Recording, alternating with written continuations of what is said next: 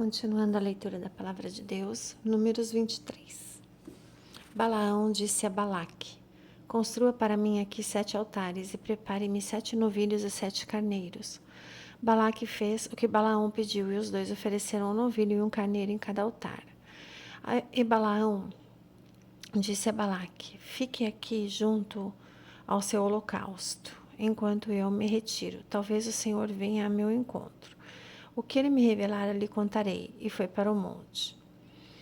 Deus o encontrou, e Balaão disse: preparei 7 altares, e em cada altar ofereci um novilho e um carneiro. O Senhor pôs uma mensagem na boca de Balaão e disse: volte a Balaque e dê-lhe essa mensagem. Ele voltou a Balaque e o encontrou ao lado do seu holocausto, e com ele todos os líderes de Moabe.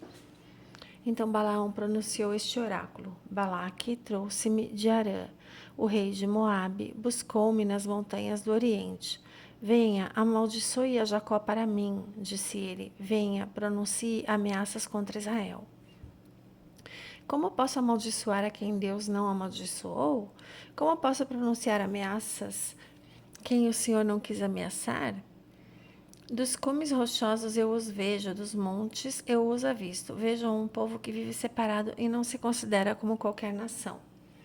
Quem pode contar o pó de Jacó, ou o número da 4ª parte de Israel? Morra eu a morte dos justos, e seja o meu fim como o deles.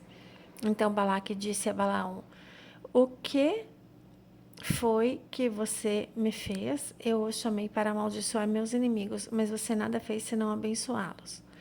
E ele respondeu: será que não devo dizer o que o Senhor põe em minha boca?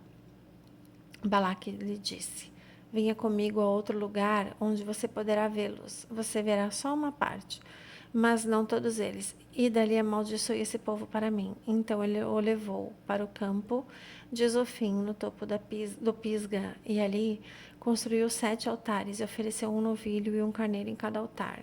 Balaão disse a Balaque: fique aqui do lado do seu holocausto enquanto eu vou me encontrar com ele ali adiante. Encontrando-se o Senhor com Balaão, pôs uma mensagem em sua boca e disse: volte a Balaque e dê-lhe essa mensagem. Ele voltou e o encontrou ao lado de seu holocausto, e com ele os líderes de Moabe. Balaque perguntou: o que o Senhor disse? Então ele pronunciou esse oráculo: levanta-se, Balaque, e ouça-me. Escute-me, filho de Zippor. Deus não é homem para que minta, nem filho de homem para que se arrependa. Acaso ele fala e deixa de agir? Acaso promete e deixa de cumprir? Recebi uma ordem para abençoar, ele abençoou, e não o posso mudar. Nenhuma desgraça se vê em Jacó, nenhum sofrimento em Israel. O Senhor, o seu Deus, está com eles. O brado de aclamação do rei está no meio deles. Deus os está trazendo do Egito, eles têm a força do boi selvagem. Não há magia que possa contra Jacó, nem encantamento contra Israel. Agora se dirá de Jacó e de Israel: vejam o que Deus tem feito. O povo se levanta como leoa, levanta-se como o leão, que não se deita até que devore a sua presa e beba o sangue das suas vítimas. Balaque disse então a Balaão: não os amaldiçoe nem os abençoe. Balaão respondeu: não lhe disse que devo fazer tudo o que o Senhor disser? Balaque disse a Balaão: venha, deixe-me levá-lo a outro lugar. Talvez Deus se agrade que dali você os amaldiçoe para mim. E Balaque levou Balaão para o topo do Peor, onde se vê o deserto de Gesimon. Balaão disse a Balaque: edifique-me aqui 7 altares e prepare-me 7 novilhos e 7 carneiros. Balaque fez o que Balaão disse e ofereceu um novilho e um carneiro em cada altar. Números 24. Quando Balaão viu que agradava ao Senhor abençoar Israel, não recorreu à magia como nas outras vezes, mas voltou o rosto para o deserto. Então viu Israel acampado, tribo por tribo, e o Espírito de Deus veio sobre ele, e ele pronunciou este oráculo: palavra de Balaão, filho de Beor, palavra daquele cujos olhos veem claramente, palavra daquele que ouve as palavras de Deus, daquele que vê a visão que vem do Todo-Poderoso, daquele que cai prostrado e vê com clareza. Quão belas são as suas tendas, ó Jacó, as suas habitações, ó Israel. Como vales Estendem-se como jardins que margeiam rios, como aleós plantados pelo Senhor, como cedros junto às águas. Seus reservatórios de água transbordarão, suas lavouras serão bem irrigadas. O seu rei será maior do que Agag, o seu reino será exaltado. Deus os está trazendo do Egito. Ele tem a força do boi selvagem. Devoram nações inimigas e despedaçam seus ossos, com suas flechas os atravessam. Como o leão e a leoa, eles se abaixam e se deitam. Quem ousará despertá-los? Sejam abençoados os que os abençoarem e amaldiçoados os que os amaldiçoarem. Então acendeu-se a ira de Balaque contra Balaão. E batendo as palmas das mãos, disse: Eu os chamei para amaldiçoar meus inimigos, mas você já os abençoou 3 vezes. Agora fuja para a sua casa. Eu disse que lhe daria generosa recompensa, mas o Senhor o impediu de recebê-la. Mas Balaão respondeu a Balaque: Eu não disse aos mensageiros que você me enviou. Mesmo que Balaque me desse o seu palácio cheio de prata e de ouro, eu não poderia fazer coisa alguma de minha própria vontade, boa ou má, que vá além da ordem do Senhor, e que devo dizer somente o que o Senhor disser? Agora estou voltando para o meu povo, mas venha, deixe-me adverti-lo do que este povo fará ao seu povo nos dias futuros.